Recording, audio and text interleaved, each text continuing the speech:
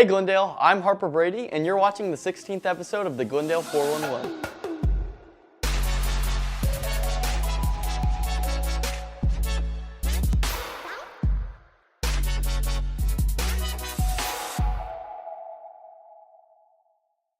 You might have noticed the murals in downtown Springfield. Cameron Clymer has the story.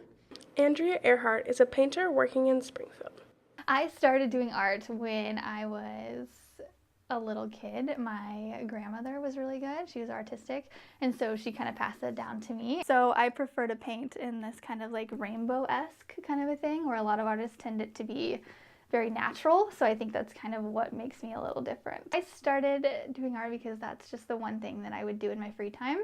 That's kind of the one thing that I just really like to do, but I didn't know that it was possible for it to be like a full-time thing. Until college, my second year in college, I took a painting class and it was like, wait, you can major in painting? Like, sign me up.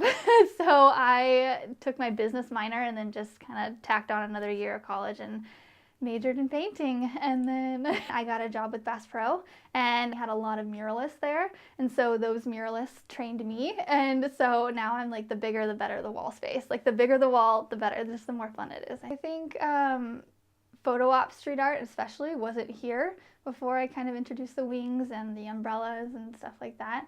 So I think it kind of like opened people's eyes to what I knew of being outside of Missouri, and just kind of brought it here. And I think they liked the photo op aspect to it. So when you're painting a mural, it's one thing to just paint it with a lot of color, make it look pretty, but if you leave a space for someone to insert themselves into it, and that's almost just a sure way that they're gonna post their picture on Instagram and tag you maybe. A lot of artists think that you need to move to like Miami or Los Angeles or something like that to make it as an artist. If you live in a small town, it is the perfect area because you get to be more well known easier.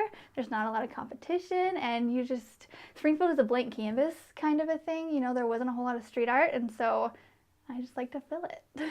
Glendale Principal Dr. Natalie Caldwell is retiring. Michelle Lewis and Cameron Clymer have the story.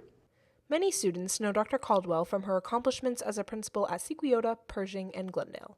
I've been a principal for 21 years. I've been in education for 31 years. You know, I've had several accolades when I'm a principal, but to me those really haven't been like my biggest achievements. Some of those things have definitely happened throughout my career, and while I'm proud of that, I would say the things that I'm the most proud of is developing strong relationships with students.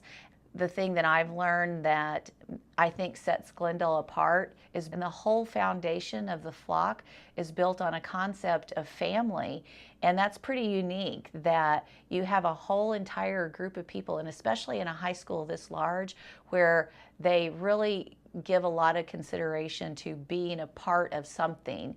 After looking back on her 6 years spent at Glendale, Dr. Caldwell is ready to prepare for retirement. In terms of my career in education, 31 years is a long time. I do love this job, and it's really hard for me to step away, but for financial reasons, it's in my best interest. I do hope students remember that I was their advocate, that I really took my job seriously to do my job every day for them. I feel like I'm the best principal that I've ever been, and so I think it's just my time. It's my time for me to move on. After saying goodbye to our current principal, Glendale is welcoming Mr. Josh Groves. Michelle Lewis has the story. We followed Mr. Groves through the halls of Pleasant View to get to know him before he comes to Glendale. What is something good that has happened to you lately? Well, I got the Glendale principal's job. I feel like that's pretty good. What's your morning routine? Like at home or at school? Either one. So I wake up. I don't really like mornings very much. And so I go and drink a cup of coffee and watch the first episode of SportsCenter. And then we just get ready and rush around, scramble, because I have a 5-year-old, so I don't know if mornings aren't really his thing either. What is one thing that if someone found out about you, it would shock them? I rode a bull once. That ended poorly. What do you think is your best quality as a principal? I'm awesome. I mean, come on, right? Education is a hard job.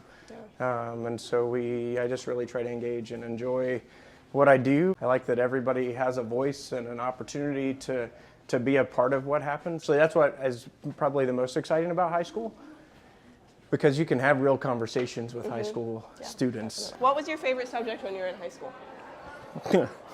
Lunch. I was a decent student. I didn't make the best grades. That'll shock everybody, I'm sure. Maybe that's what's most surprising, right? I'm the principal that got bad grades in school. What would be the most surprising album you own? So I like country music. I love the 90s. Yeah. So I like music from the 90s. What do you want the students at Glendale to know about you? I'm excited. I feel like I know a lot of the Pershing kids from when I was at Pershing. And how do you think being a principal in high school will be different from all the jobs you've worked in the past? I've done nothing but education for the last, 15 years. So it's not a ton different, I don't think. I taught high school, that was my thing. So I taught high school at Hillcrest. For 7 years, I was a math teacher. And I think that's my niche. Like I want to do something to make everybody feel like they are a part of what's going on. And I'm excited about that opportunity. Kind of feel like I'm coming home. Thanks for watching. Make sure to check us out on social media at the Glendale 411. Signing off for the last time, I'm Harper Brady.